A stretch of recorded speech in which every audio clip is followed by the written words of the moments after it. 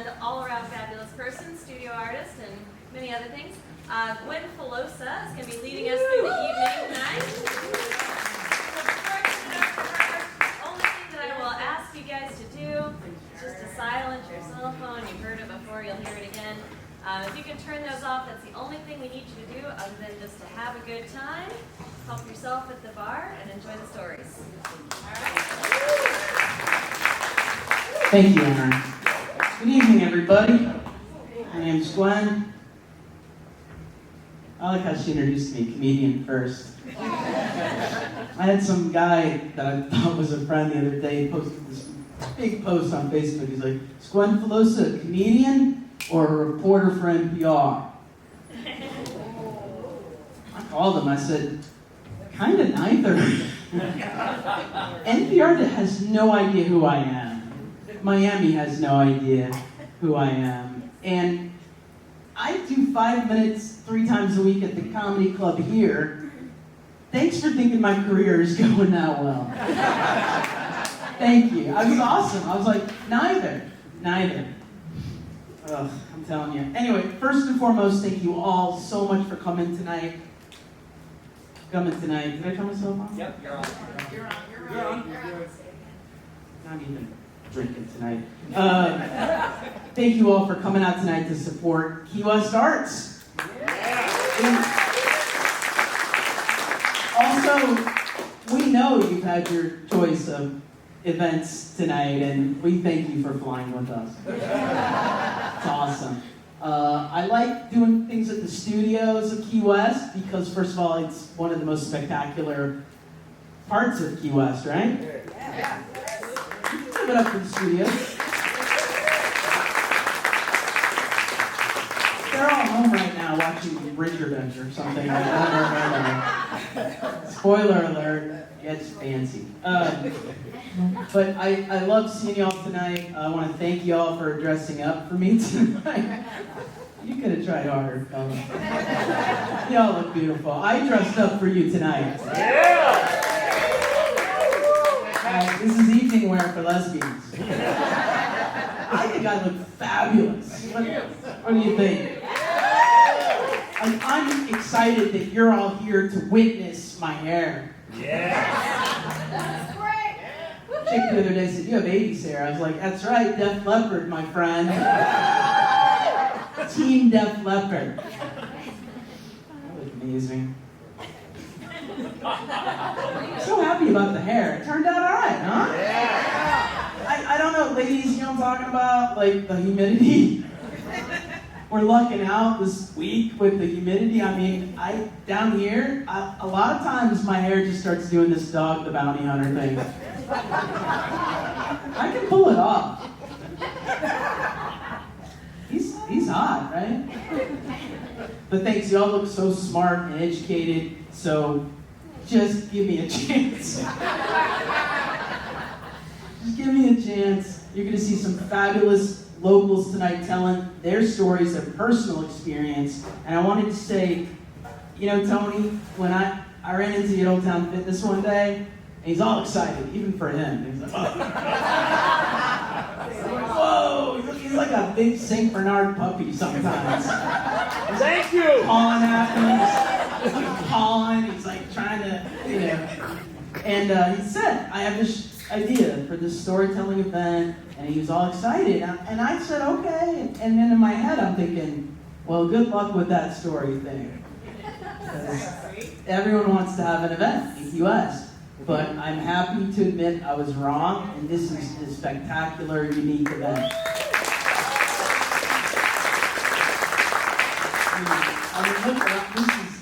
Anyway, you all are beautiful. We're going to have a fun night, but I just wanted to point out, I got here in 2011. I didn't get here on a winning streak.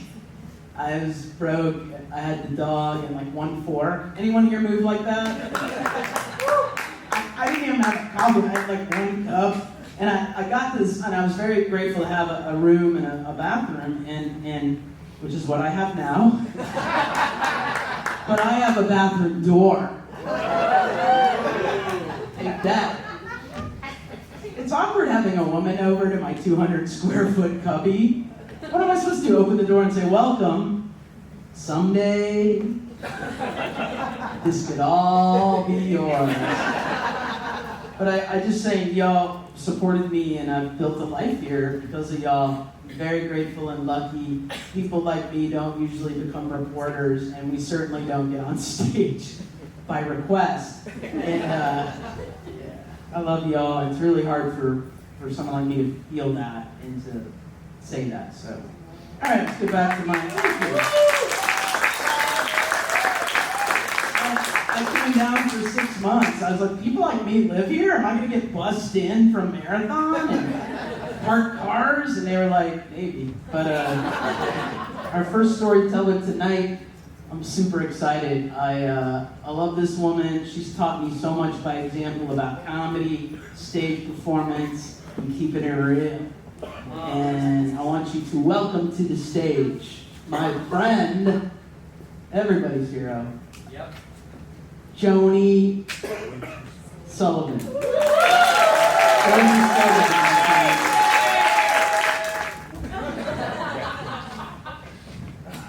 There's nothing wrong with me. I just like the attention.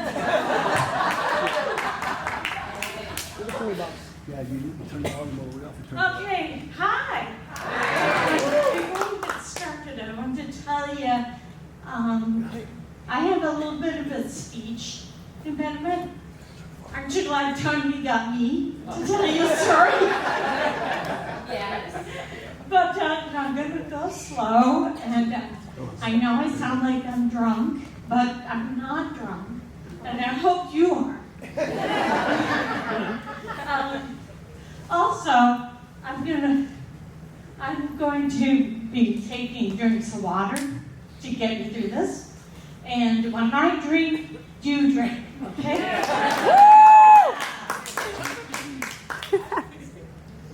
Oh, balls. That's what my sister Linda used to say whenever she got really pissed off.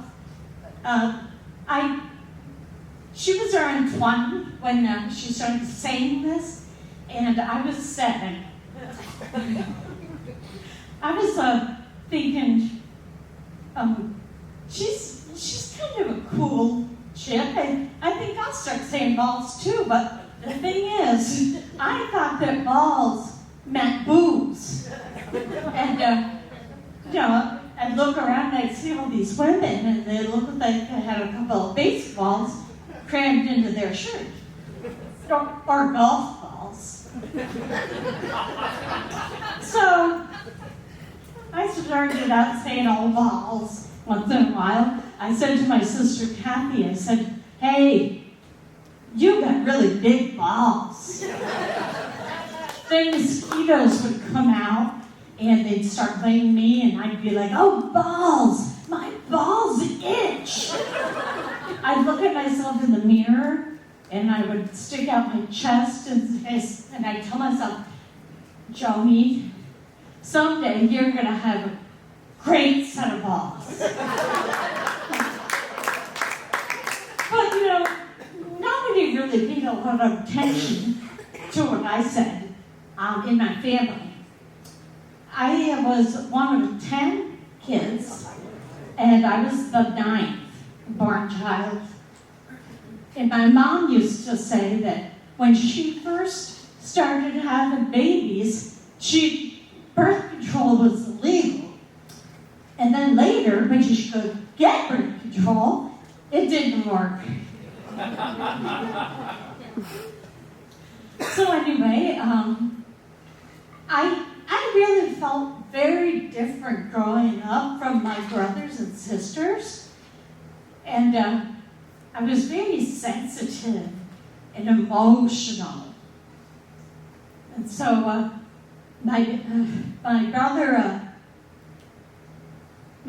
Billy, they all used to like to tease me a lot. And I had a tough time being the 9th child, because all the attention went to the 10th child, my little baby sister, Sarah. And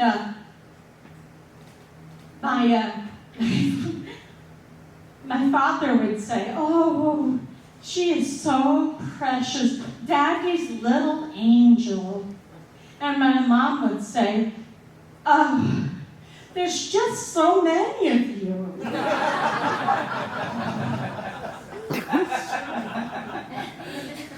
So it was hard for me because I wasn't that precious little baby, but I also wasn't old enough to do all the real cool stuff that they all got to do, you know? It was always, "Joanie, you're too little to go with us. Go home, play with your tinker toys.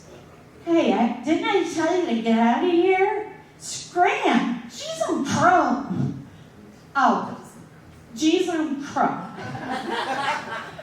We were not allowed to say the Lord's name in vain. So we said, "Geez, I'm crow." And, you know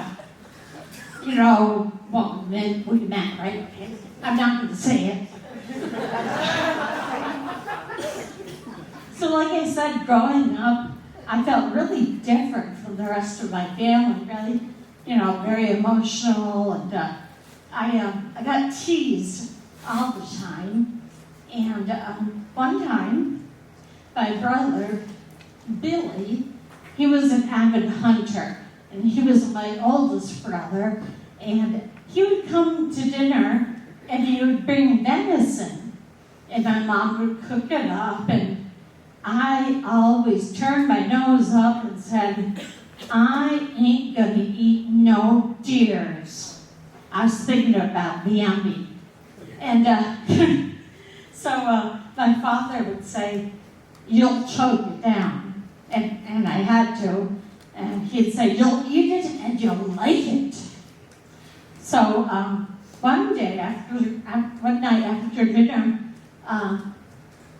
Billy said to me, he said, "You don't have to worry, Joanie. Tonight you didn't eat deer. You ate reindeer. Santa's got one less buck pulling that sleigh because you ate Blitzen." Well, I was horrified. I started bawling my eyes out, and I couldn't stop, and so I had to go to bed early. Well, the next day, my dad took us all out for lunch, and I was feeling kind of shabby still, and having just eaten Blitzen the night before, But it was a real treat for us to go to lunch. We never really went to a real restaurant that very often. So we all piled into two really big booths at the local diner. And I picked up the menu and I looked at it.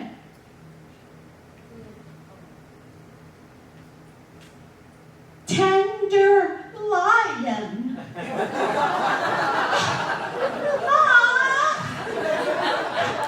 There's a tender lion here. How can they do that?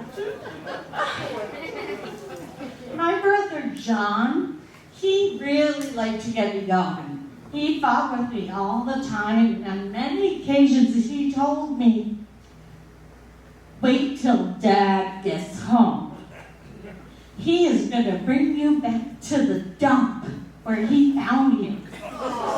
And you are going to be raised by the bears, the garbage bears." I told him, "Baloney. You're a stupid head." And I walked away. Now, the only time that we all got along very well was during our birthdays. My family was really big on birthdays. And when I turned 8, I wanted to go to the zoo. And we lived really far up in upstate New York, really in the boonies, but very close to Canada. We were only about an hour away drive from Montreal. So Montreal was our big city, and it had a big zoo. So we all climbed into the 1968 Ford Country Squire, also known as the station wagon, and we headed for Canada, bickering all the way. Pretty soon we saw the little booths at the checkpoint where the guards were. Those guards always made me really nervous. I always thought my dad was going to get in big trouble. I thought maybe they'd even take him away. I don't want to hear a peep out of you when we get to that border crossing. If I so much hear any of you breathing, we're turning this wagon around and we're going home.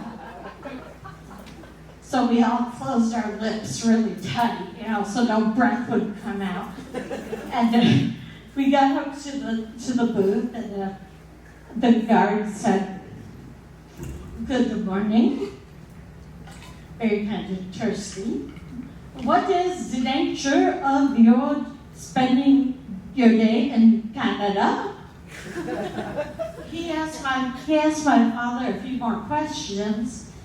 The last question was, are you traveling with any explosives or firearms? "No, sir, I am not," my dad said. But wait a minute, I thought to myself. He forgot.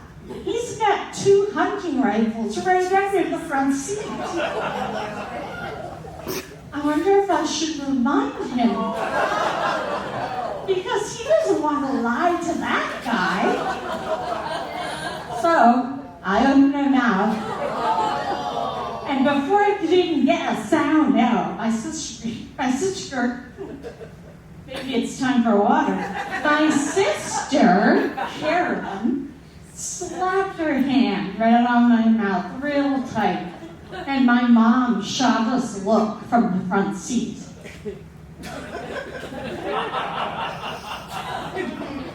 So right after we went through the border, there were restrooms. So we all climbed out and went to the bathroom, and I was sitting in the stall, and I was daydreaming, and I said to myself, "Wow, I am pooping in a whole other country." It's kind of like pooping in the United States, but it's not. It's in Canada. That's really neat. I wonder which country my poop is going to end up in. Well, finally, I stopped doing all that daydreaming and went back to the car, and it was gone. I looked all over the parking lot, and it was nowhere to be found. And then way up the road, I just make out the back end of that station wagon. There's a bunch of heads inside bouncing around. I could see through the window. And I went, "Oh my God, they left me. Geez, I'm proud." Now, I'm not sure if I mentioned that it was my birthday. It was May 23rd. My special day. I danced all around the house. May 23rd, my special day. And I was like just devastated. I sat down on the curb, and splashes of tears started going all over the pavement in between my legs. And I thought, they forgot all about me on my special day, my birthday. May 23rd. I don't even know if I'm a real part of this family or not. They don't even remember that it was my idea to go to the zoo. They wouldn't even be going there if it wasn't for me. And here I am. Oh, balls. long time blubbering, and it felt like forever. Meanwhile, back in the car, my mom was taking a head count. Oh my God, Bill, we lost Joanie. And it wasn't like they could come right back and get me. No. They had to go down the road to the town of U-turn. They had to come back, go through the Canada to the United States border, go down the road, find another U-turn, and come to the U.S. border into Canada. And my father had to tell that very same guard that he forgot his 8-year-old daughter. And he drove off without her when she was in the bathroom. So, when, on my birthday, yes. Thank you. So finally, my family catches up to me, and I am so mad. I am so mad. And my mom says, oh, there's just so much. Shut up, Mom. But my strangest birthday by far was my sweet 16. Now, a lot of kids at that age are real excited about getting their driver's learning permit. And I was dying to get mine. So I went to the part of the house that had all the papers and, all the stuff for 30 years full of book reports and tax returns and all the pictures and stuff. And finally I found what I was looking for, my birth certificate. So I took it and I pulled it out of the envelope and I started to read it, and it got to the part where it said date of birth.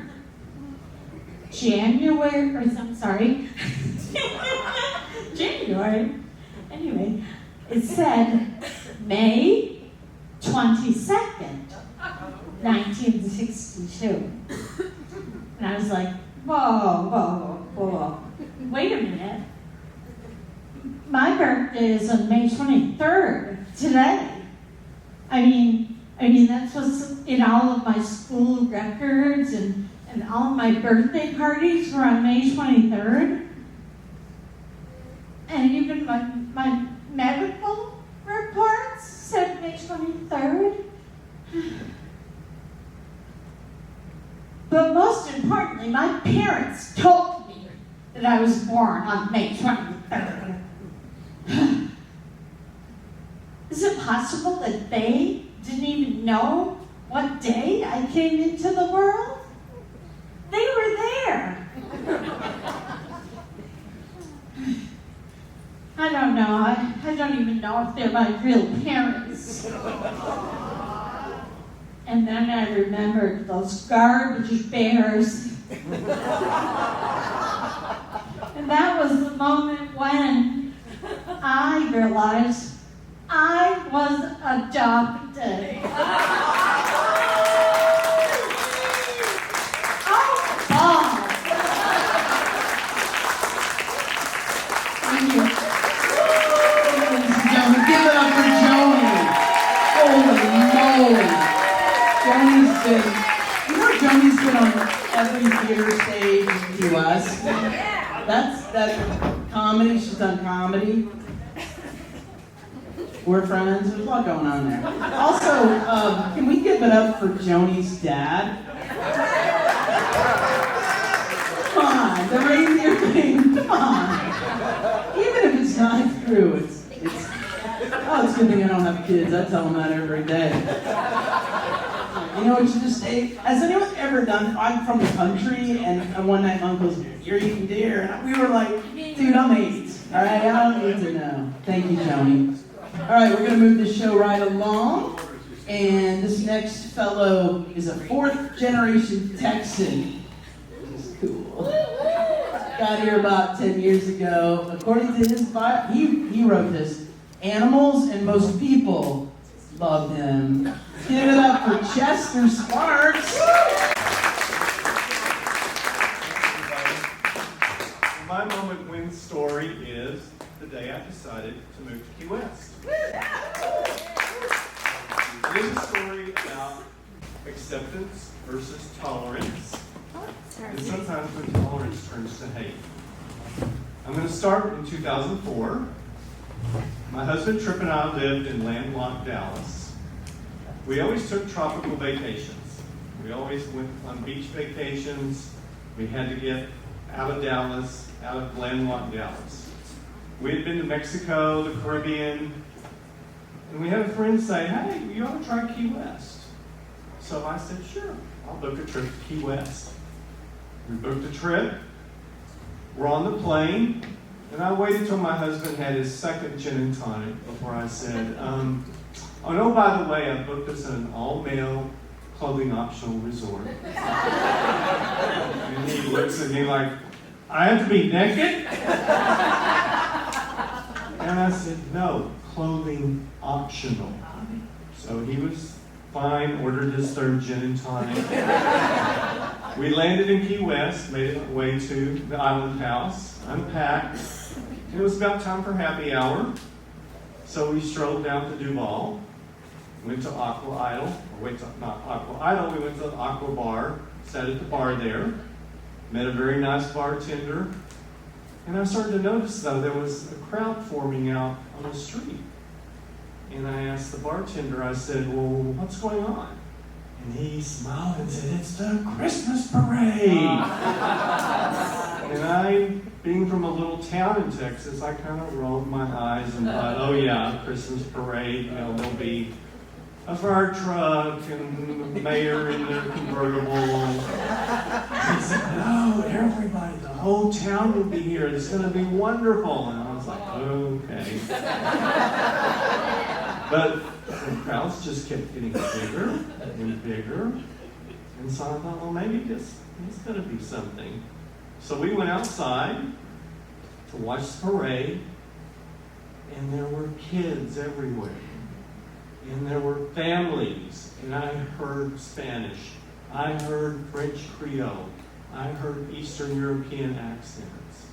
And I thought, wow, this is a neat little town. And then the parade started, and it was amazing. Amazing. And the word that kept going in my mind is joy. I feel joy. And acceptance. All these people knew each other, and they all hugged each other, and they all loved each other. And towards the end of the parade, I saw a banner coming down the street that said "One Human Family." And a man walked from that crowd and handed me a wristband that said "One Human Family." And I thought, that's interesting. And someone next to me said, oh no, that's the motto of Key West, One Human Family. So we had a great time at the parade, enjoyed our week in Key West, went back to Texas. Being fourth generation, we were going to live and die in Texas. In around 1997, we were both in corporate jobs, very stressful, and a good friend of mine felt sorry for us and said, hey, why don't you come down to my lake house in East Texas and spend the weekend? So we went down there, beautiful lake, 320 miles of shoreline, everything's bigger in Texas. And so we decided, well, we need to find us a place down here. So we found a realtor, bought a home, we moved in. And my friend that we'd stayed with came over to give us a housewarming present. I opened it, and it was a rainbow flag. And I said, well, Les, what am I supposed to do with this? He said, oh, well, when the Queen is in residence at her castle, she flies the royal standard.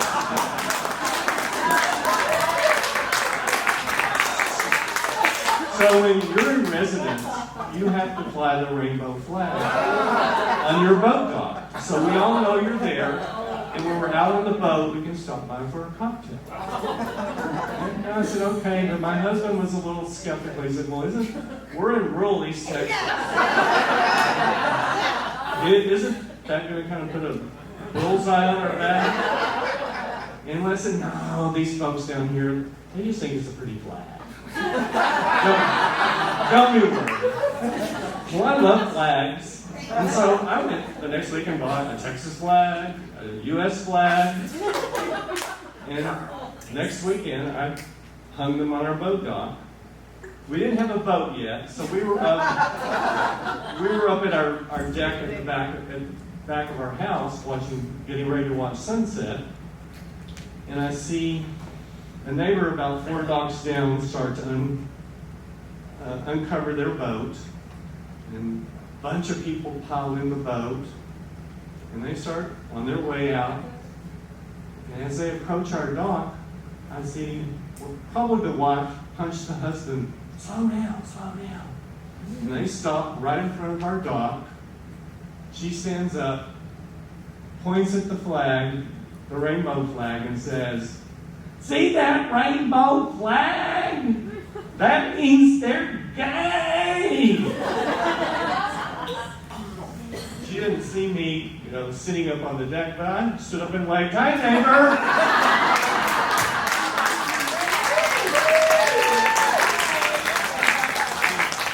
So word spread pretty quickly in our little subdivision that a gay couple had moved into the neighborhood. And we met people. I walked my dogs every weekend morning. And I did notice a lot of people would just give me, I'd say good morning, and I would just get a head nod. Hi. Some people were very friendly. But we were weekenders. So it was like, hey, we can be tolerated. We don't have to be accepted here. So time went on.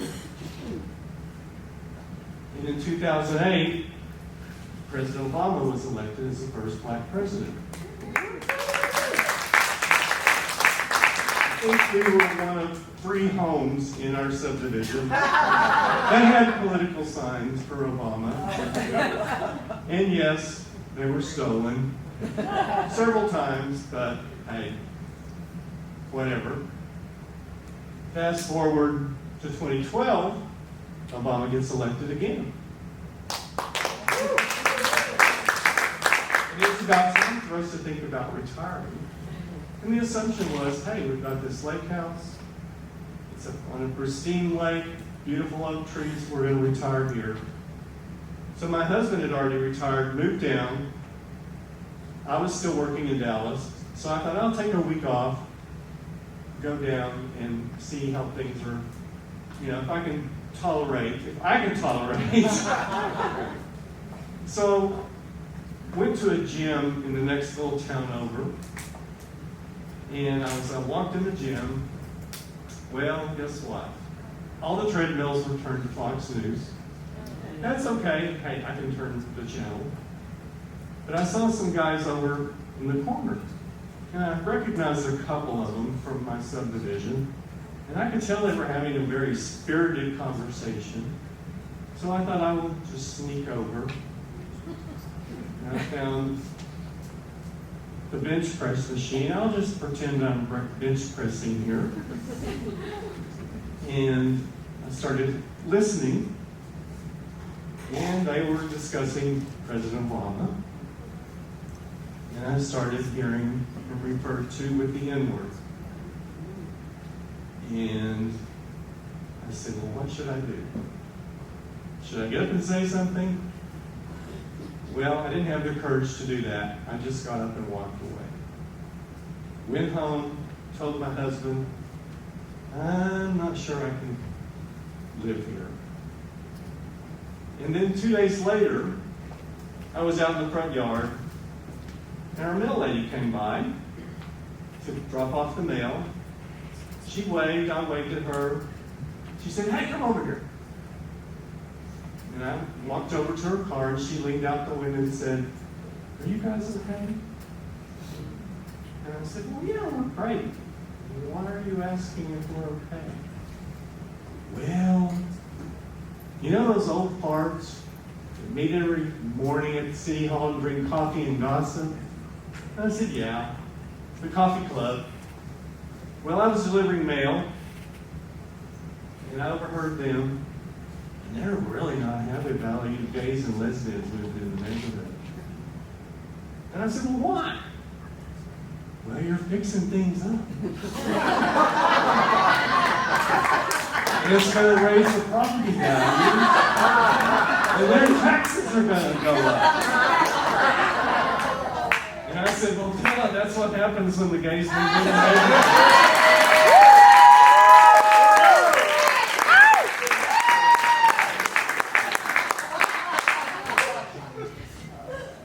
At that moment, I thought back to that parade in 2004.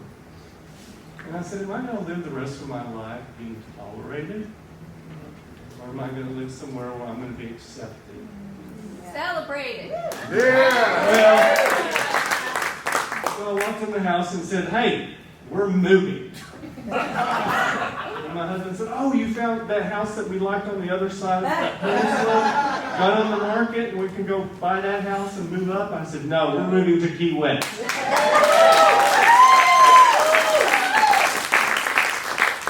And he looked at me like I was, on drugs. We talked about it. Took me about a week, convinced him. And with one caveat, he would give it 5 years. And if at 5 years he didn't like it, we had to move back to Texas. So we moved, never looked back.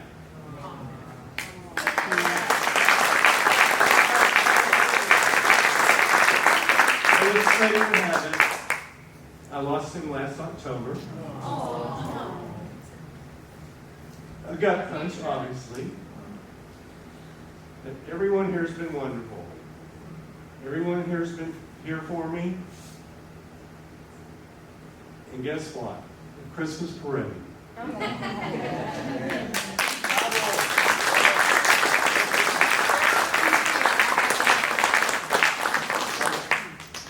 Took me a while to get out, but I went to the Christmas parade.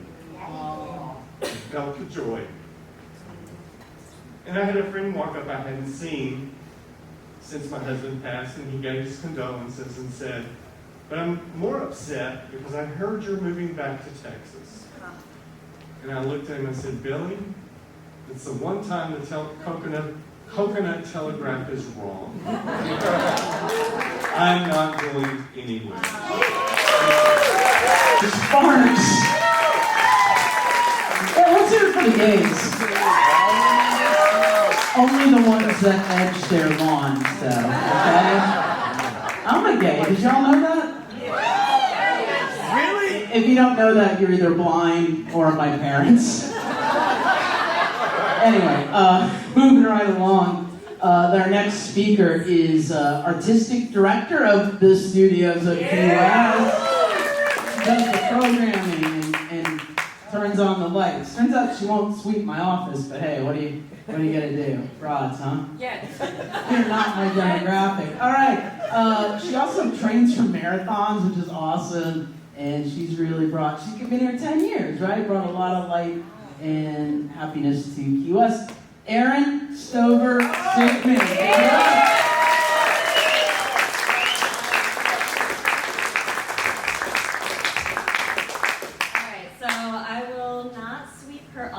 But I do stock the fridge with little Diet Cokes for her. So I got something to give for Gwen. Like she said, my name's Erin Stover-Stickmen. I'm the artistic director here. That's usually the start of my speech. And then I do what I did earlier, and I tell you to turn off your phones. And I'm so glad you're here. And here's the production you're going to see. And Mary did that. So this is unusual for me. I usually get up, do that spiel, and then I get out of the way for the other people. But this is talking about me tonight. Woo! And all right, thank you. And it's that moment when. And tonight I just wanted to tell you a pretty short story about that moment when, at least for me, I realized that all these little moments that we plan and these things that we say to each other and to the people that we love, and they're so poetic and we try so hard to get them right, and that moment when they go wrong. And maybe they turn out better. So years ago, so my parents were married for 30-some years, long time, not a great marriage. It was good that it ended, but it ended poorly. I was in my late 20s when my parents got divorced, and it was kind of ugly, wasn't the best. A few years after that, a couple years, my dad met this woman named Sandy. And at first, I'm like, I don't know if I even want to meet this Sandy character. I'm sure she's fine, whatever. I finally met Sandy, and Sandy was everything my dad said that she was and more. It was the person he always should have been with. It was this force of a woman. She owned this really successful business. She showed up the first time I met her, had a maker's in hand, just dressed impeccably, quick fucking wit, like so smart and funny, and just the kind of woman that everybody wants to know. And I'm like, man, I got really lucky. Like, my dad picked another good one. He picked a good one with my mom, and now he's picked another good one. He's done really well, so yay for me. I got to know Sandy over the next few years. I loved her deeply. We had this great connection. My dad loved her deeply. Unfortunately, a few years into their marriage, I think they were together 5-6 years, she was diagnosed with a brain tumor. It was inoperable, and we went through the peaks and valleys that people do. There were hopeful moments, and there were moments where you knew how this was going to play out. And obviously, I'm at least twice removed from this. My dad's going through this in this very close way. I'm, 1 step, 2 steps back. But in witnessing all of this and feeling all of this and learning so much as we go through this as a family. So this progressed over the course of a year or so, this illness. And we got to the stage where this is the end stage. And that this beautiful light of a woman, this person who came in that I never expected, that he never expected, that just blew us all away, that this person, this light was going to go out. This person wasn't going to be there much longer. So I'm here in Key West, and I get the phone call that we probably all had at one time or another of this person that you love is leaving us. And if you'd like to give them a hug, if you'd like to squeeze their hand, if you'd like to say something, right now is the time to get on a plane and do it. So I booked a flight, I got to Chicago, I hauled ass to my dad's house, I got there to Sandy. It was my birthday weekend. I spent my birthday weekend sitting next to her and just talking and telling her stories and holding her hand and just having time, just having space and time. And we had this, great last couple of days, as great as you ever can. And as things do, it got to where it was time to leave. And I knew that I had to get in my car and I had to drive to the airport and it's going to be hell. And it was the first time in my life that I've ever had to say goodbye to somebody and actually know for a fact that I'm not going to see them. Because I'm always like, well, bye, okay, I'll see you later, okay. Oh, I'll be up here in the summer, it'll be great. Oh, maybe we'll go on that vacation, it'll be so much fun. I'll see you later. And I knew there wasn't a see you later, and it was not genuine, and it was not real, and I couldn't say anything like that. I didn't know what to say goodbye, and to have it be goodbye. So I worked through this whole thing in my head, and I said it as best I could, and I did it as best I could, and I don't know, it was whatever it was.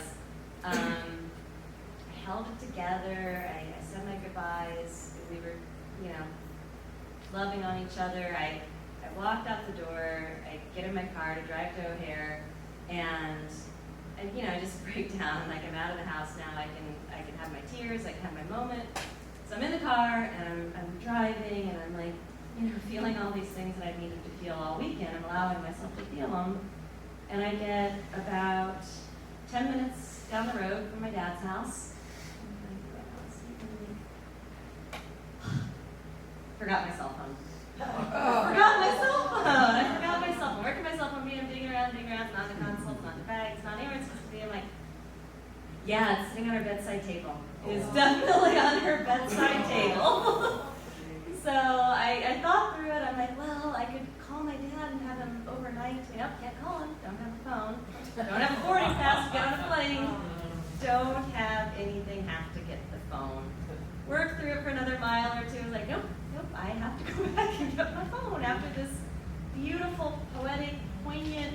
goodbye that this woman and I shared. I gotta go back and get my damn cell phone.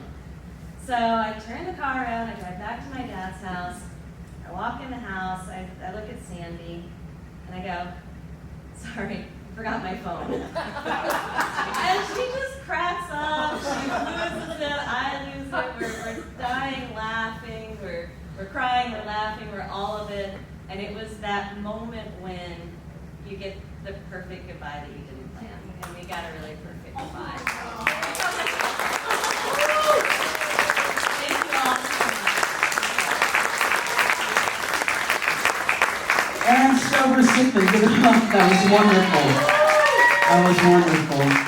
Speaking before we take a little intermission, so y'all can go get high outside. Yeah. Wow, that joke went over well. You're not my demographic. Sorry, my demo is 30 to 70 male, and they don't like the gays, but I remind them so much of the daughter they disown. And they're like,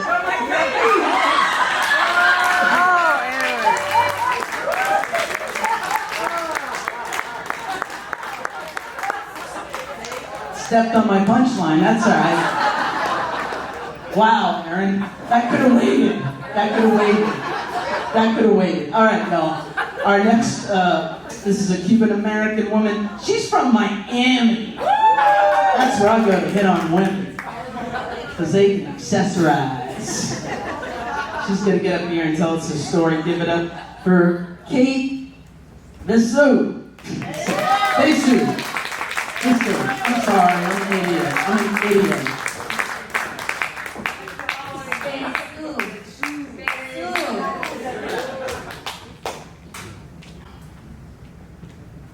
Hi. I mostly came up here because I have a fear of speaking in front of people, so bear with me. I hope you all wore your best underwear because I'm featuring everybody.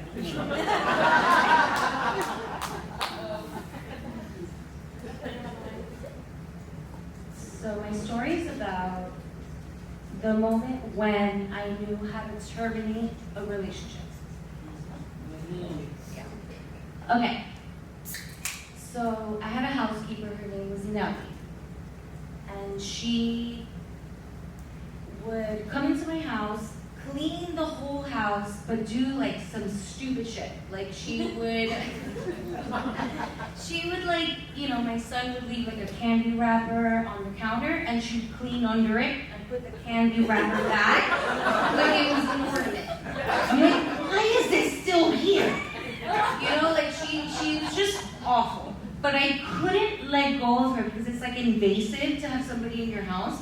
And I got used to her, and I got comfortable to her, and I was like, well, you know what, whatever, right? And then I had like a creak in my neck, and my massage therapist gave me some cream from Peru. It's called Sombra. It's like Bengay, essentially, right? It's not big and fancy, it's Bengay. It's Bengay in a fancy tub. She gave me the Bengay in the fancy tub, and then I had my CeraVe in the same tub, like very similar tubs. Okay. So, because she would not move the candy wrapper that needed to be put in the trash, she would move everything else where it shouldn't go. So she took the Sombra, or the Bengay, right? And she put it right next to the CeraVe that I would use to clean my eyes. So I get in the shower in the morning, and then I'm like literally butt naked in front of my mirror. And I'm not even thinking, right? Because here's my tub of CeraVe, not Bengay or Sombra. And I grab it and I put it right on my eyes like this. And I'm like, oh my God, like all of a sudden my eyes were burning, obviously. And then I took the water and I put the water in my eyes and it made it worse. And then like I opened up my eyes and I'm like, oh my God, I'm fucking blind. Like, oh my God. like, okay. So I kept my eyes closed and I'm like, Siri, call Abuelo Papi. Which is my dad, right? And then it's like, ring, and he's like, hello? I'm like, Dad, I'm fucking blind. I'm blind. I need you to come over. I need you to come here right now. He's like, okay, but what happened? I'm like, come here. Because I live next door. I should have lived next door. I'm saying that I lived next to my parents. Like, literally next door. So then, I'm waiting, right? I'm like, okay, my dad's coming. Right? But like I forgot that my dad moves at the speed of molasses. Like he's like dun, dun, dun, dun, dun, dun, like walking over. So I run out. I'm naked, by the way, naked. So I'm like, I find a towel because I'm still blind. And then when I would open my eyes, it was dark. I'm like, oh shit, I'm gonna go fucking blind. I don't know if I'm allowed to curse, but I'm gonna do it anyway. I grab a towel and I'm like this. I'm literally blind. So I'm like feeling around. I'm like, okay, here's a towel. I put the towel like a little bit over me. And then I walk outside waiting for my dad. Which is, he's not coming anytime soon. So I'm like, fuck. So I'm like, I know where the hose is. Because I water my plants every morning. So I started looking for the spigot of the hose. And I grab the hose and I start just spraying my face, right? And then my dad comes over, and he gets over there, and I'm literally naked, spraying my face. With the hose, like, Katie, pero what are you doing? I'm like, Dad, you don't understand. I'm blind and I'm gonna die alone. You need to call the ambulance. He's like, but what do I do? I'm like, call fucking 911. He's like, all right. But, and he's still staring at his phone. Like, I can feel that he's staring at his phone. He's like, I can see that he's looking at his phone. I'm fucking blind. I'm still there. He could, I would never want my dad to see me naked, but I was me. And I was just holding this towel like, please, call 911. I'm just spraying my face. And then he's like, all right. So he calls 911 and then my mom calls. She's like, oye, ¿qué pasó? La bárbara calls. And then she runs over because she's like fucking lightning. And she gets there and I'm like, Mom, the paramedics are gonna get here and I'm fucking blind and I'm naked. Mom, like, please get me some clothes. She's like, all right. So, what does she get? Meaning like the most transparent pajamas that I own. Right? Yeah. So I don't even know, right? Because I'm blind. So I'm sitting in the chair outside and I'm like, shh, with the holes in my eyes because I'm so hysterical. Because every time that I would open up my eyes, like I would take the hose out and I would open up my eyes, all I could see was darkness. And I'm like, oh shit, I'm gonna go blind. So then the paramedics get there, right? And of course, it's like a group of like gorgeous men. And my mom's like, oh yeah, doing the thing.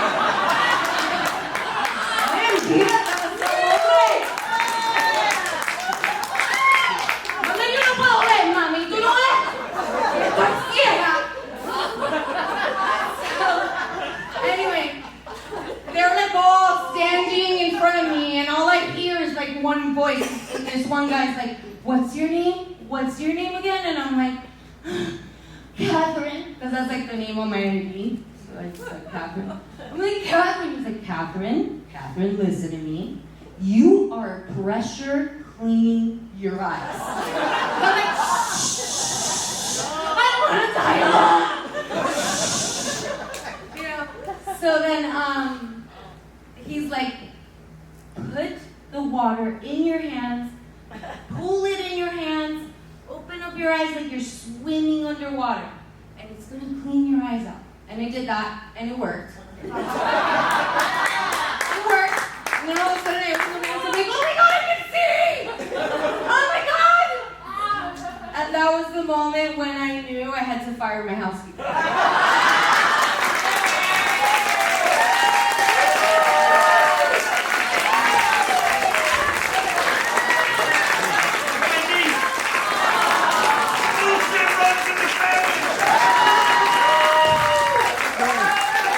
Thank you. Let's see. Yeah, I'm done. Katie Besu. I'm one of those, when I first got here, I can't pronounce anything right. It's a speech impediment. I got here and one day at the Citizen, I go, "Are the tarpon running?" And they were like, "Are you?" I was like, "Dude, I'm from Indiana." So thank you very much. It was beautiful. Also, you can accessorize. Check out those heels. We're gonna take a brief intermission. Also, someone came up to me at the bar and said she's about to go get high. And so I know someone holding, and that joke was genius. And I'm gonna start saying that. Thank you, my friends. Get it to the bar. Be cool. Oh, God, I'm Dennis. All right. Thank you again. Time permitting, we are gonna have an audience member come up. We have a hat in the back by Matt, the sound guy. Give it up for Matt. The light. So put your name in the hat. There's pens and stuff. And time permitting, we'll pass the... And I forgot to mention, y'all, tonight benefits in part the Police Athletic League. How? Wonderful. All right, coming up is a local, been here about 16 years. And she... What did you say? You like people, but you hate life? You love life. Really? What about me? I mean, you're fine. I'm fine. You bet your life I'm fine. I just didn't bring my readers, Joanne, so... I've already ruined this. She was born in... Hold it further away. Thank you,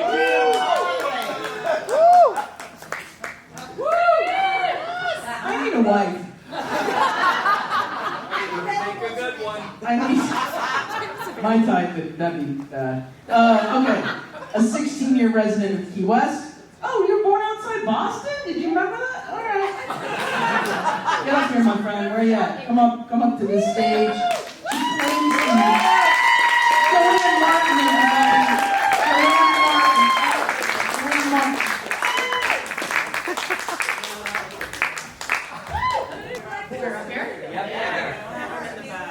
Now I can hear myself.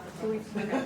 So when I attended the last slam, and they announced the theme for this one, I rushed right over to Becky and Fat, and I was like, "I have one. I have a story. I have it." What I really had was gin. A lot of gin. So here we are. Thanks for coming along with me on this. So my story actually has a few the moment ones in it, but I am a daddy's girl. Everybody together. Aww. Sadly, when you get to a certain age, that translates to daddy issues.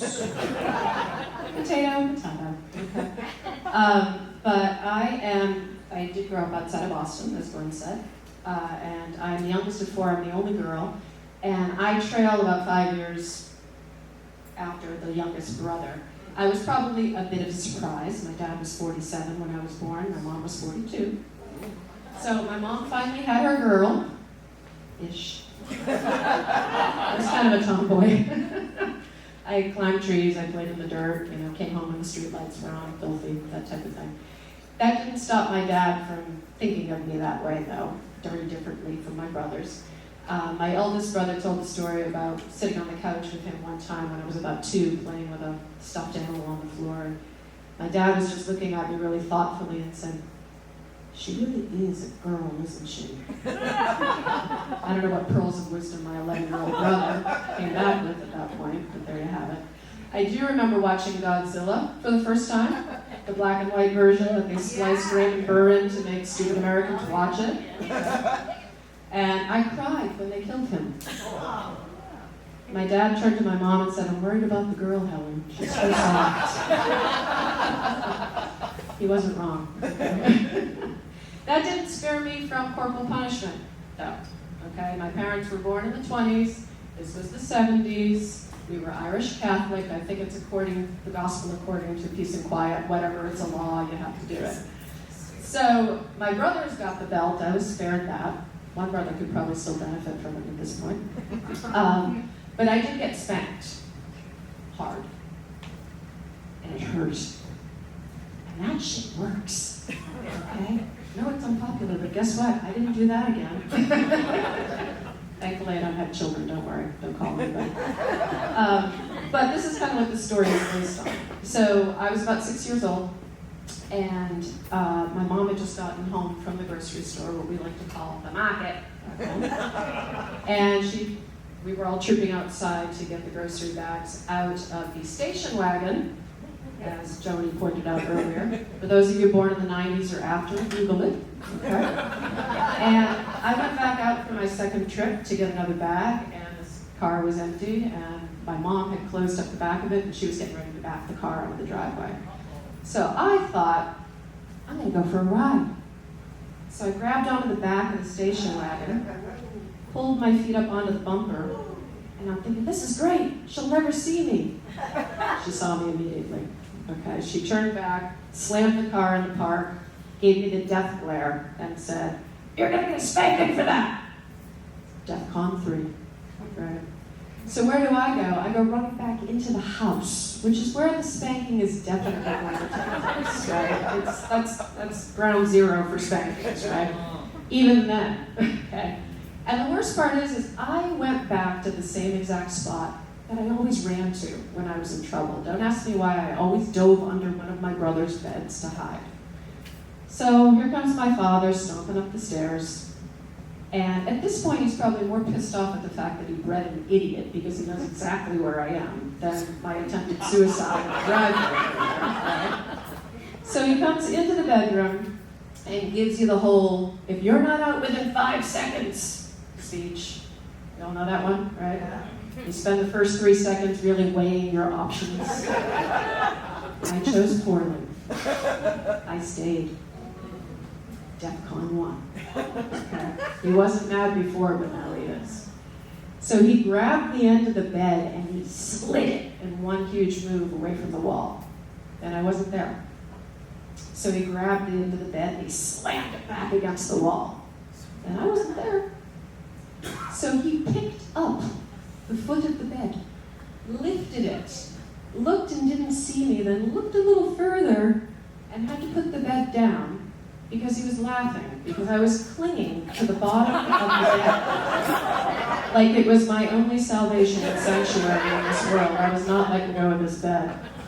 So I hear my mother yell from downstairs, "Did you spank her?" And my father's like, "Just couldn't." He was laughing too hard to do it. So that was the moment when I realized the power of a laugh. It can save your life. It did that day for me. So I feel like I have to add a little context to my father because people are going to think I grew up in an abusive family. But I have other memories of him. I remember riding on his shoulders, best seat in the house. I remember actually sitting astride his back when he would swim across the public pool. He was a Massachusetts state swim champ. And I felt like I was riding along like I was some sort of mermaid or something. I remember him taking me to see Star Wars on opening night, and I was in awe of a princess that didn't need saving. He would sit next to me on the couch and he would grab my ankle and come at the bottom of my foot like he was going to tickle it, so slowly that the anticipation is what made you squeal and scream and laugh, and he would laugh too. But he was scary. He had a vibration about him. He wasn't a big man. He topped out at maybe 5'8", but he was a solid, immovable force. When people say fuck around and find out, my dad is exactly who comes to mind when they say that, right? He could be angry. And when he got angry, you knew, and you were in trouble. A favorite perennial Irish Catholic saying around the house was, "Jesus, Mary, and Joseph!" And you knew that meant, run. And he drank. Not to drunkenness, but he would have a drink or two every night. it wasn't until many years later that I understood this dichotomy in my father. He was a World War II vet, and I mentioned his stature. That pretty much ensured his seat in the B-24 bomber that he flew in. He was the ball turret gunner because he was small. And if any of you don't know what that is, that's that little bubble that was in the belly of the plane that had the guns attached to it. So it's pretty much the suicide seat. You're really vulnerable. And the problem is it's also really difficult to get out of if something went wrong. Well, something went wrong. His plane was shot down on May 30th, 1944, and he was picked up in the Baltic, and he was escorted to Stalag Luft 4, which was a Allied flyers POW camp. I don't think Hogan's Heroes was an accurate representation of what went on there, from what I've heard. From what one of his friends said, he was in a barrack that was about 14 feet by 14 feet with 24 men. They were on starvation diet, pretty much, without getting into too much of the detail. The Red Cross parcels weren't getting in. And 9 months into his stay, they pushed all of the troops out of the camps. The Germans were trying to get them away from the approaching Allied troops. The Russian front was coming kind of close, so they wanted to use them as bargaining chips. So on February 6th, they marched them out into one of the worst winters that that area had experienced. And they marched 600 miles with very little in the way of food, shelter, clothing, anything appropriate to keep them warm. My dad was actually carried by 2 of his bunkmates for over a week, because if you were too weak to make it, you got taken out into the woods and didn't come back. When they were liberated 3 months later, he looked like a skeleton. And when he got home, my aunts were informed to not ask any questions.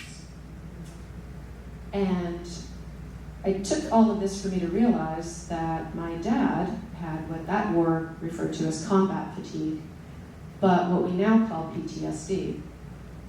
And it wasn't discussed then. And that was the moment when I realized my dad was a real human being. It created a generation of angry, drunk men. But first and foremost, he was a dad. And the things that he did for his family were amazing. So while he was angry, there was also joy. He was a dad that made sure that his kids, his boys, had their Cub Scout experience. And he would go and stay in the cabins with them when they were camping. But he would stay on the porch all night smoking cigarettes because the interior of the cabin was just a little too reminiscent from where he had been. But he didn't talk about it. He was a man that when he was ravaged by cancer and weighed about 100 pounds, he was still going to work, being carried up the stairs because he wanted the love of his life and his children to get all the benefits that his employer could give. So when I was 9, my mom came through the back door of the house, sat down on her knees, took my hands, looked in my eyes and said, "Daddy's gone." And that was the moment when I realized I wasn't safe anymore. My great protector, the man that could make the whole house tremble when he was angry, was gone. And I was vulnerable. So a week from tonight is the 44th anniversary of his passing. Tomorrow is actually the 37th anniversary of the love of his life's passing.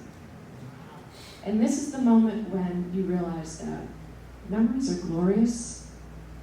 As we've heard tonight, storytelling is glorious. These people aren't gone. They're still with us when we do this. We're their standard bearers. So we need to keep this up.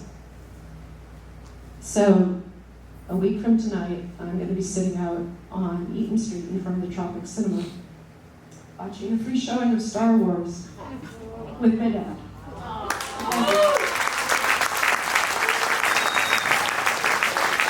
She wants dogs and food. That's what it says in there. That was beautiful. Sorry, remember when I totally screwed up your introduction? That was funny. It's all planned. I'm just going to say, this has been such an amazing night that I knew it'd be good, but I'm blown away by these stories. And Also, you're a really good audience. I keep looking around going, they look super smart and clean. It's like, and you have Kindles, right? Who's got a Kindle? Oh, give it up. Also, I forgot the police chief is in the audience. Sean Brandenburg, we're tight because we're both from Indiana. That means we're good people. So I want to, and I looked it up, you can't smoke weed legally outside. I thought you could. I go, chief, it's like, because y'all do it. I was like, but if you have one of those fake medical cards, everyone's got one, you're all lying. Like 2 people in town need it. I thought, because you can't drink legally in the street, but everybody does. Well, the tourists. And also, I've been sober a really long time. I just thought everything was legal. When you're a reformed cokehead, you're just like, sure. Anyway, I forgot. I'm like 80 on the inside, right? I mean, I'm 51, but I'm like 80, so, anyway. Put your name in the hat if you want to be eligible for a thing we might do.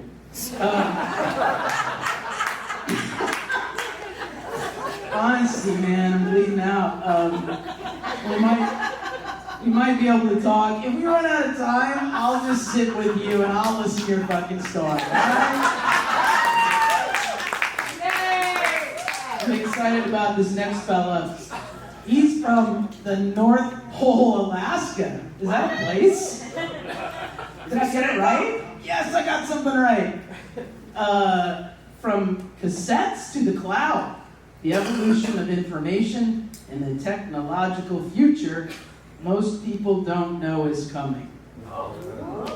That's what he wrote. I just do what I'm told. I'm not messing with Marcus. He organizes shit. Like, he knows. So Marcus Varner, you want to call on up?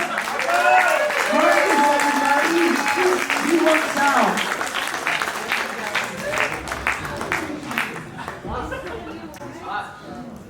So I'm going to start. Can you hear me? Yeah. I'm going to start by saying I'm here under false pretenses because I was given a text by Mr. Yaniz on January 9th, and he said, oh, we have this thing coming up at the studios, and it's a presentation, like a lecture, called The Moment When. And I said, oh, okay, what's it about? He goes, well, it's a pretty broad topic, sort of the moment when.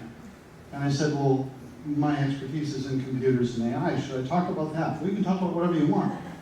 Can I use visuals? Sure. Okay, so I proceeded to write an entire lecture. And I spent the next 2 months memorizing it. And in fact, yesterday I showed up and I asked to use the AI stuff to make sure that my visuals would work properly. And the reason this TV is on the screen is because Matt helped me set it up so that I could show it. And then I talked to Pony last night and I said, this is what I'm going to do. And he said, you're an idiot. He said it's a story slam. What's that?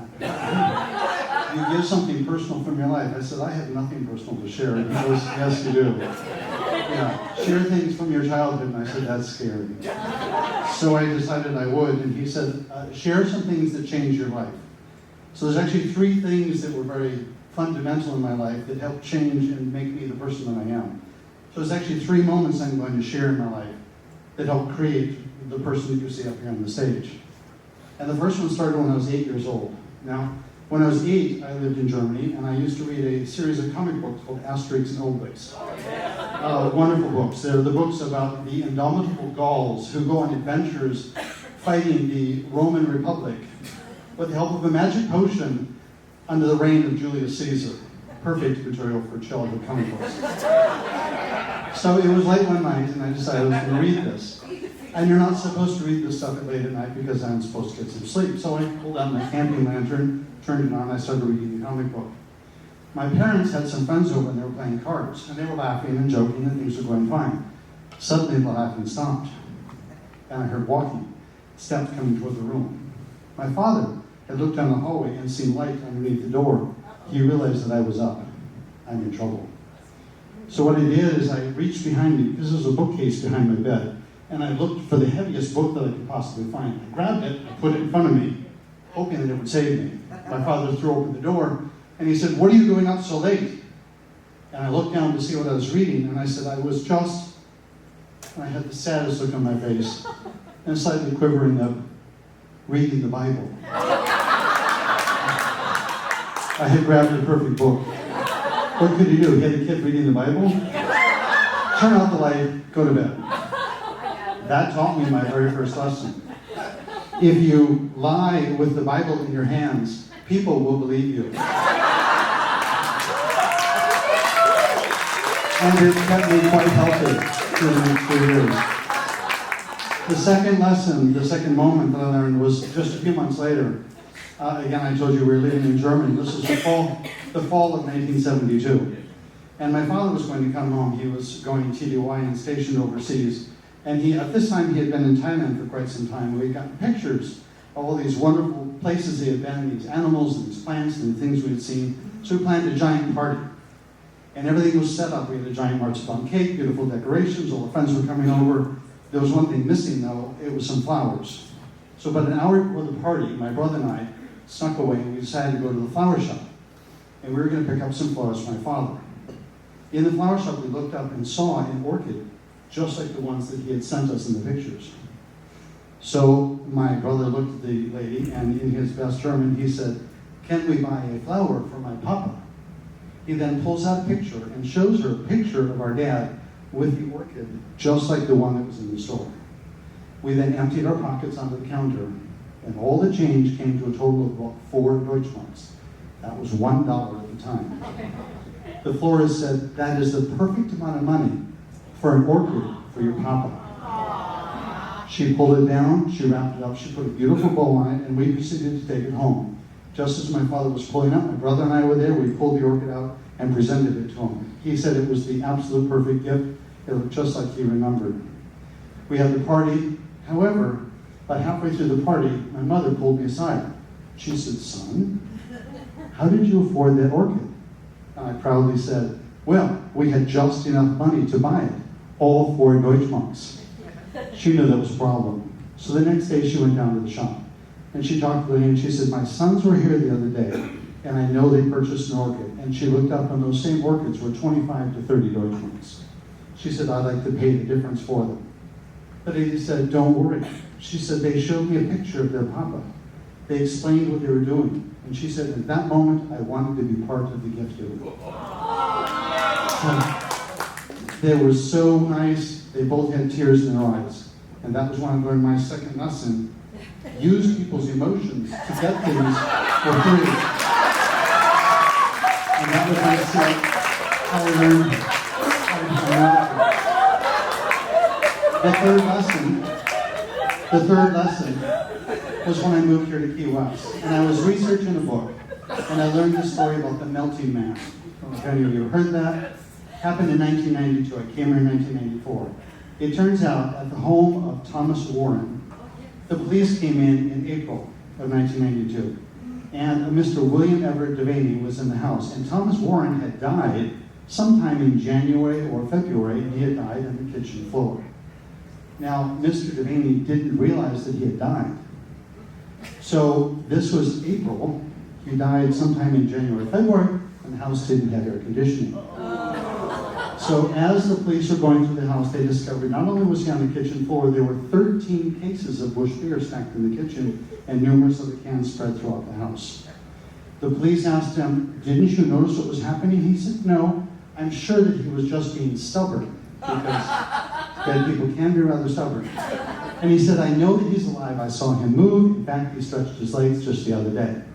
He used to walk over the body each morning to the kitchen to get his coffee and then come back." The police chief said at the time that the body looked so decomposed it looked like he was, and I quote, "melting into the floor." And this taught us, for me, the last 3 valuable pieces of wisdom that I could turn into my life philosophy. The first thing it taught us is that you want to choose your roommates carefully. You don't want them walking all over you. The second thing it taught us is that you should keep it to 12 cases of Busch beer or less per day, because obviously the 13th one didn't matter.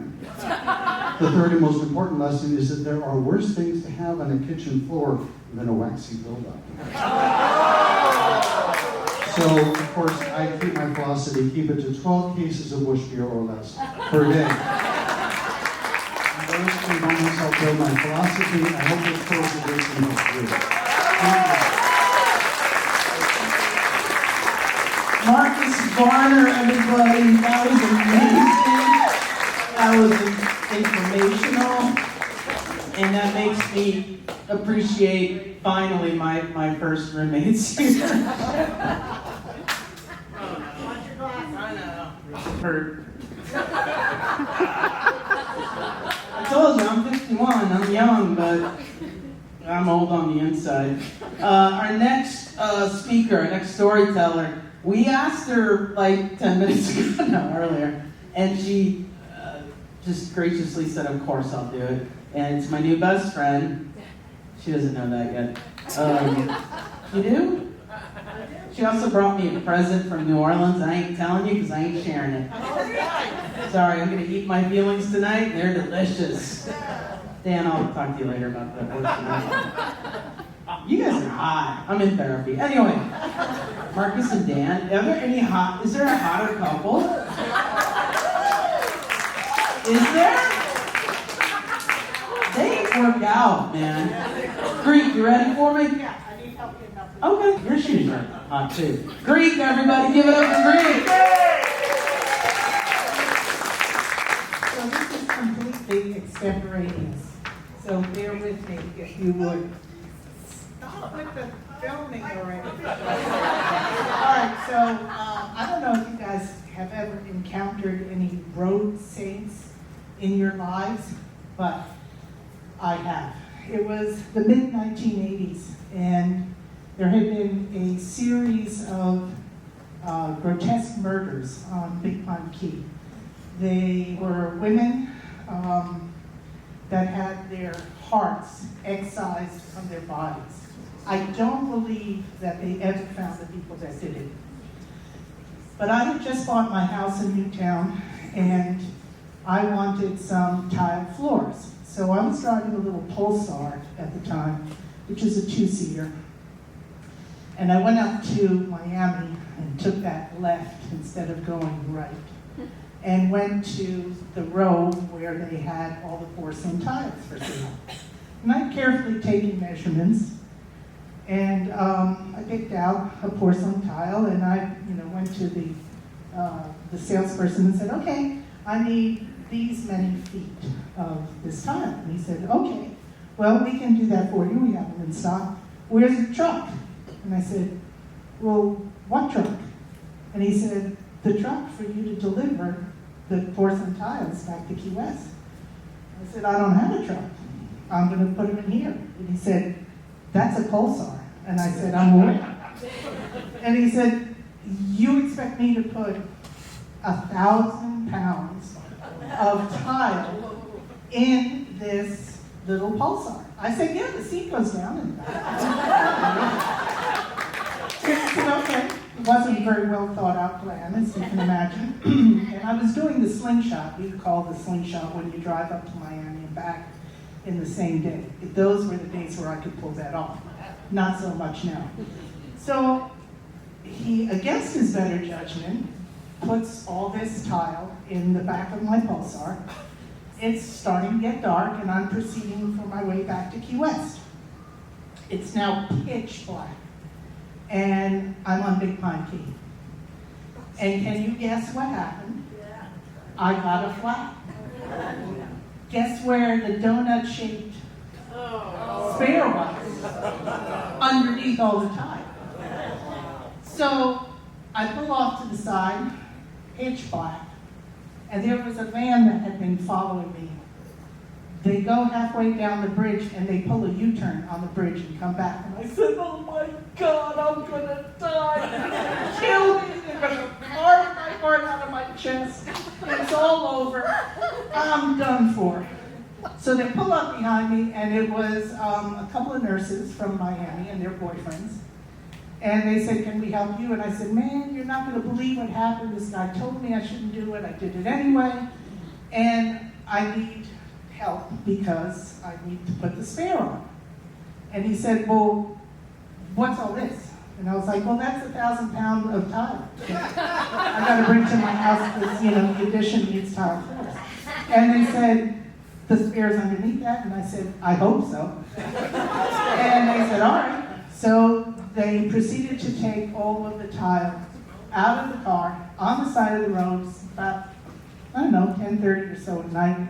I'm very relieved I'm not going to get moited. And they put the donut spare on the car, reloaded the tile. I went about maybe a half a mile. Guess what happened? Yes, the donut went flat.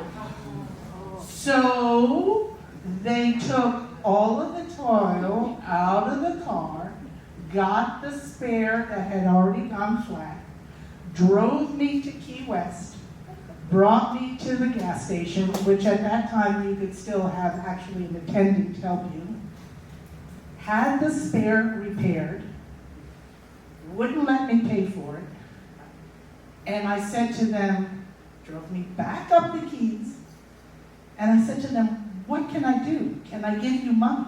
I have pot. I have some joints. They said, no, we don't smoke pot. But do you have any cocaine? I was wearing a little strappy sundress number, it was really hot out in the middle of the summer. And I said, geez, if I had some, I would certainly give it to you. And I put my hand on the pocket of the strappy little dress. Guess what was there? A little vial of cocaine, which I would have finished had I known it was there. Of course. Nothing on you, Gwen, but those were the 80s after all.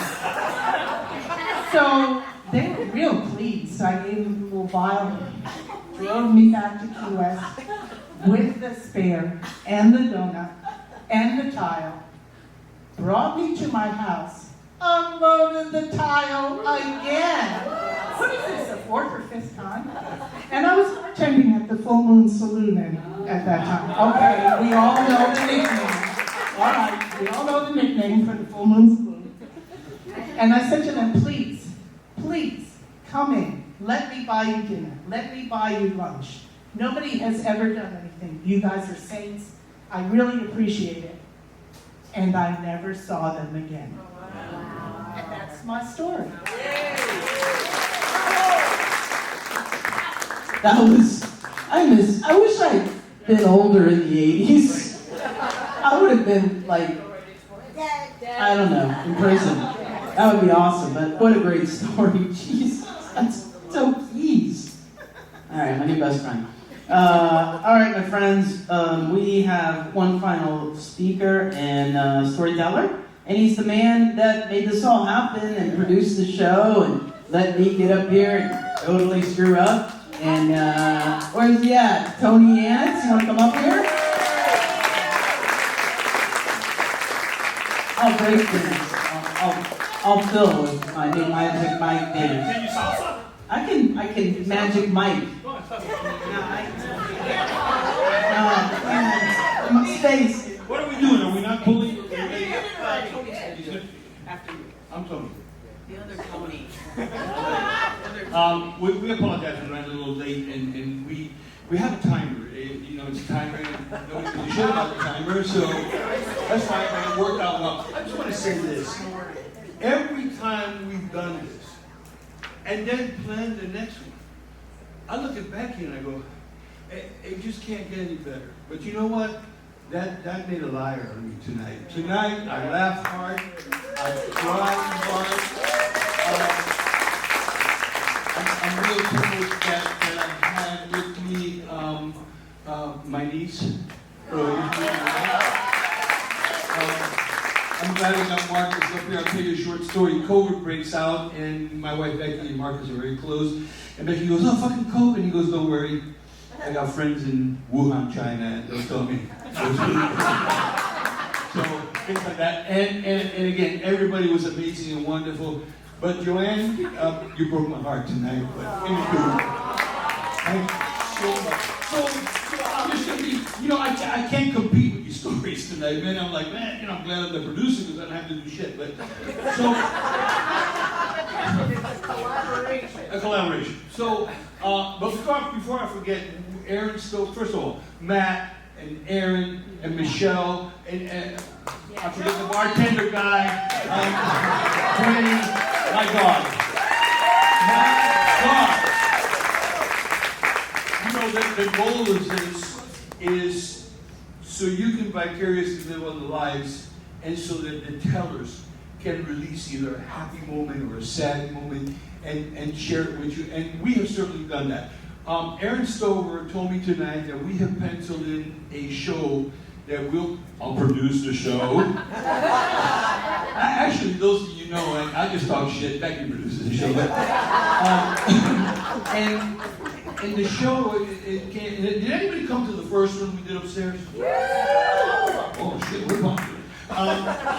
You remember Richie Gomez telling his smuggling story? Yes. He's written a book called Smuggler Tales of Key West. So in June, we're going to do, and thanks to Deja who corrected me, we're going to try to do a panel of 5 drug smugglers, including a friend of mine who told me a story about smuggling that I'm going to share with you. If Wayne's all right, since you're an NPR reporter, we're going to have you host that show in June, and we're going to sit up here with a bottle of rum and we're going to talk shit about smuggling all night.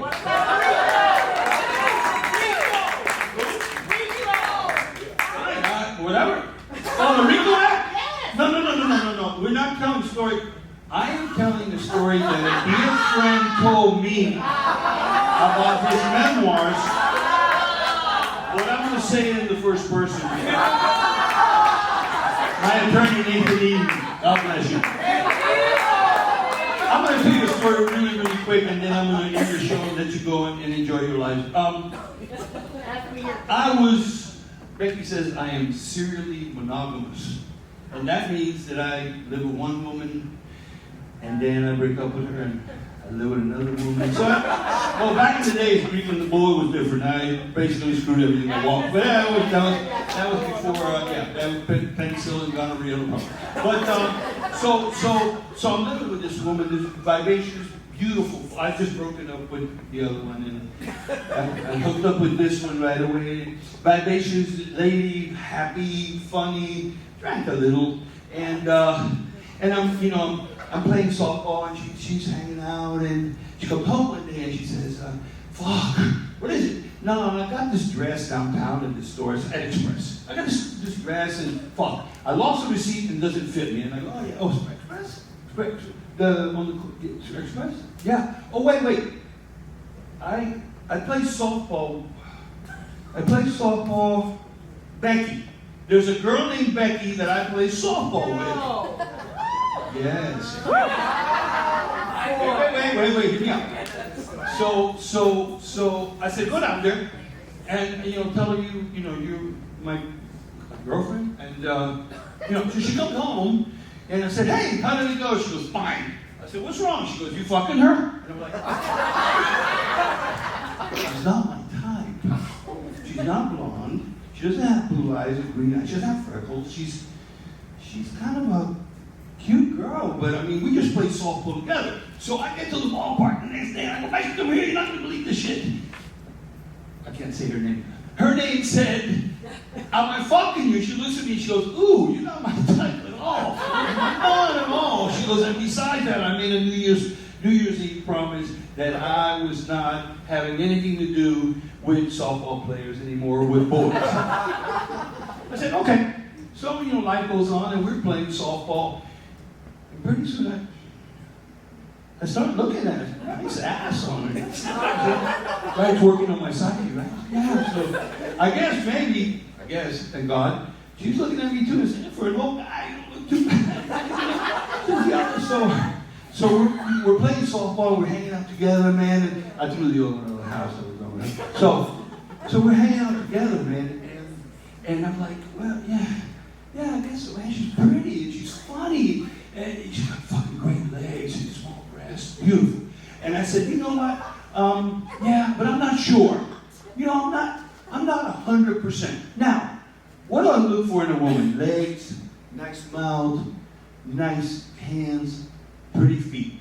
I am not a foot fetish. I don't fucking suck toes. Never have, never will, okay? But I do admire a woman with beautiful feet. We're at the ballpark one night, and we're having a couple beers, and we're bullshitting around, and Becky reaches down, and she undoes her cleat. And she whips off her shoe, and she whips off her sock. And there, albeit a size 10, a beautiful foot with gorgeous red fucking toenails. And that was the moment when I said, fuck it, Leslie was right. 15 years later, the love of my life, the woman that makes everything fucking work. Love you. Tony Yaniz. Oh my God, that was Becky did do all the work tonight. I texted her when I was late. Tony is a serial monogamous, but we had a thing. Anyway, it was cool. We do have one more. We're gonna your ultimate performer tonight. I said your name right one time. No, every time I run into him, my name is Gwen Filosa. Do you know how long I've been correcting people? In New Orleans, I was Ms. Phillips. I just let it happen. You ready for us? I know this man's named Tony, and the other thing starts with an E. Erlich. No. Elick. Just everybody lock the doors. I'll figure it out. Sorry. My last name is as long as the check clears. It's easy. That's it. People say, how? Anyway, I feel a little bit bad because I did this at the last slam, and I loved it so much, and I had it, and because of what the theme of this is, was a no-brainer for me. So anyone who was here when I did this the last time knows that I, from the age of nothing, my life was about music, wanting to be a musician, being involved in music, and thinking that was my life. But also being a Jew and being insecure, I spent all of that time being on this sort of telescopic thing where you zoom in and you think, yeah, that's me, I'm going to be great, I'm the best. And then you zoom back out and you go, oh, I suck and I can't do this, and this is terrible. And and I would have real moments where there were reality checks. My teachers would say, yeah, you're okay, you're pretty good. I'd go to some competition, I'd play, and I'd get like pretty good scores, and then I would be next to somebody and I'd go, oh, that's what that is, okay. That ain't me, I couldn't. But then, so I'm in this thing, and so from the time I'm, like, there's a picture of me, I think I may have said this the last time, there's a picture of me bare-assed in my, like, pajama top in front of one of those big wooden console radios conducting the orchestra that was playing on the radio. That's how, I'm like that big. So my life is all about music. So as I'm going through my life, and I, like, barely get into college, let alone get out. That's not happening. And I'm pursuing this career as a musician, and I'm running up against. And it's an amazing thing. Where and I'm from Brooklyn, so in New York, the competition for being a musician is it's off the charts. And I'm a saxophone player for that purpose. And you have this thing called a sax pack on my tenor saxophone, which. And it's like Tombstone. Every gunslinger is out there who's got a sax pack and he's going walking through a gig, walking from a gig, we're all gunning at each other. You never turn down a gig because you don't want to go down at the bottom of the list. You're always like looking for the gig. And like I went to an audition for a Broadway show. I thought, I play, and they called for clarinet, they called for tenor saxophone. A little bit of flute, I had all that going on. I walk in, I see all these guys, and they're warming up, and I just packed up all my horns and Because that was at that moment, I'm like going from, you know, like the high of thinking, yeah, I can do this, to the low of like, and if you know from the last time I did this, that it was my dad who convinced me without saying much of anything to pursue this, because I was about to give up. I was ready to like bag the whole deal and just become a woodworker. Because that's what you did when you lived in Brooklyn and you were struggling to be any kind of artist with the music or whatever it was. Sheetrock ceilings. We just rocked ceilings and did whatever you needed to do to pay the rent, and then you played gigs around and you did whatever you could. So I was ready to give up. My dad said just the right words one day when I told him that I was going to bag the whole idea. He said the magic words that meant that I was going to continue to struggle to try to make this as my career. Meanwhile, I fell in with this bunch of woodworkers because I was sheetrocking ceilings and meeting this guy. And they had formed a woodworkers collective. And they got a loft they didn't buy. They rented this enormous commercial loft in Brooklyn in Park Slope and had fantastic equipment. And so I had worked with some of these guys, and they, after work, would get together to play rock and roll. And I knew one of the guys really well, and some of them went on to careers of building instruments, of being woodworkers to build some of the most world-famous electric instruments ever, or carbon fiber instruments that were ever conceived. So these were really like serious woodworkers. Musicians, not so much. But one of them, a guitar player, I won't mention names, but Stuart, he and I did some gigs together. He was a jazz player, played some jazz guitar, and we did some gigs together.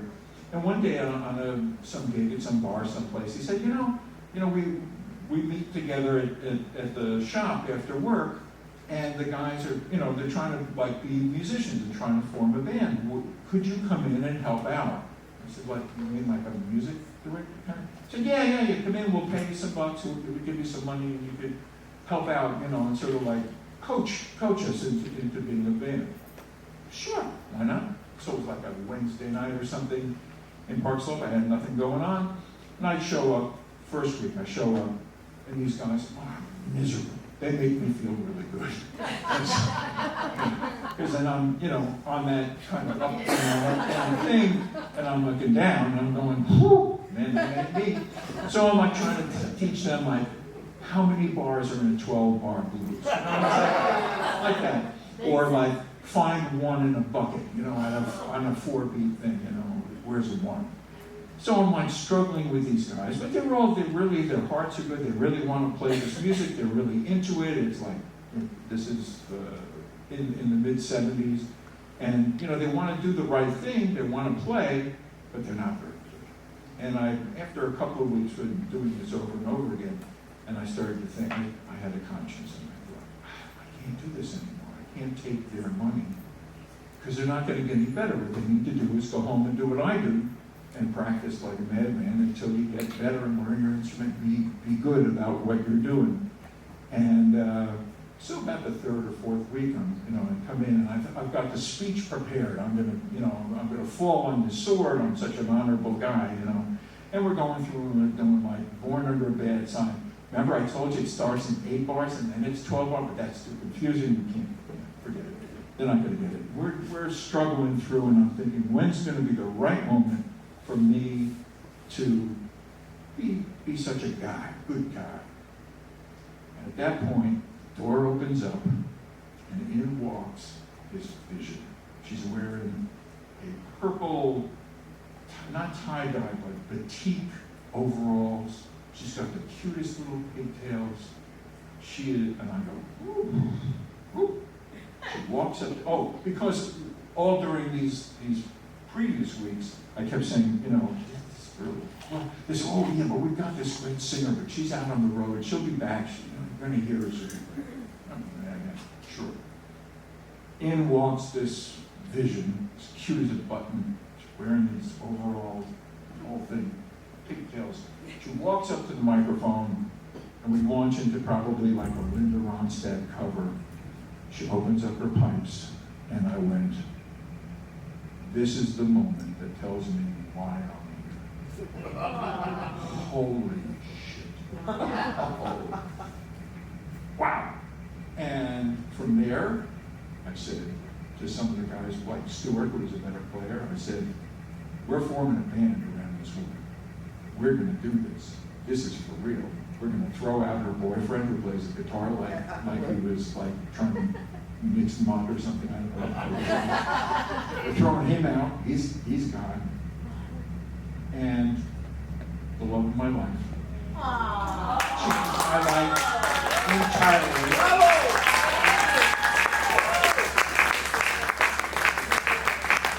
Our band only lasted a couple of years. We played CBGBs, we played Ones, we played a couple of places in New York. We had a lot of fun. We did all these original tunes, but the thing was, that is what brought me to here, to my life, to anything that's good about who I am, what I am, how I've pursued. It's all down to that one moment, the moment when I heard her sing.